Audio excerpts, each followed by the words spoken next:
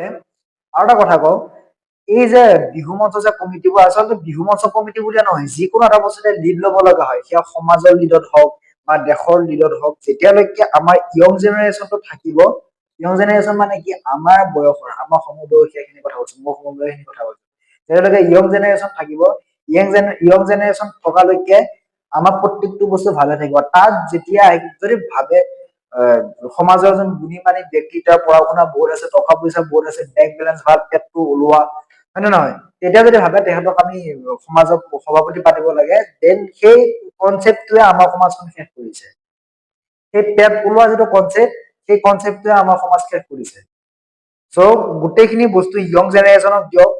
Young জেনেৰেশ্যনে যিখিনি কৰিব সেইখিনি শুদ্ধ পথত কৰিব, আৰু য়ং জেনেৰেশ্যনে কেতিয়াও এই টকাটো যে খেলটো যে হয়, এই টকাৰ খেলটোত কেতিয়াও মাথা নামাৰে য়ং জেনেৰেশ্যন।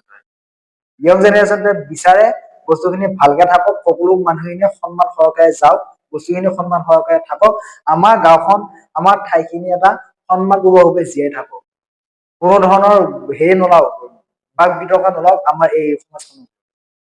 চ' সেইটো কাৰণে কৈছো, য়ং জেনেৰেশ্যন মানে যিমান পাৰে সিমানখিনি সমাজৰ যিটো বাঘ জৰি আছে, সেই বাঘ জৰিয়া তেওঁলোকে হাতত লওক,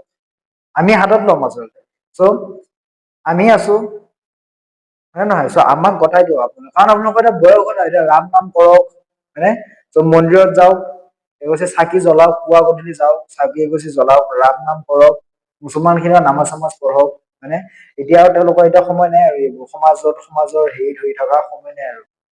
বুজি পাইছা, কাৰণ বস্তুখিনি বহুত আগবাঢ়ি গ'ল, গোটেই দেশ বহুত আগবাঢ়ি গ'ল। এতিয়া যদি আমি এইবিলাকৰ থাকি যাওঁ, বহুত দিগদাৰ হ'ব, আমাক বেলেগে হাঁহিব, সেই বেলেগে হহাটো আমি কেতিয়াও কৰিব নালাগে, বুজি পাইছেনে?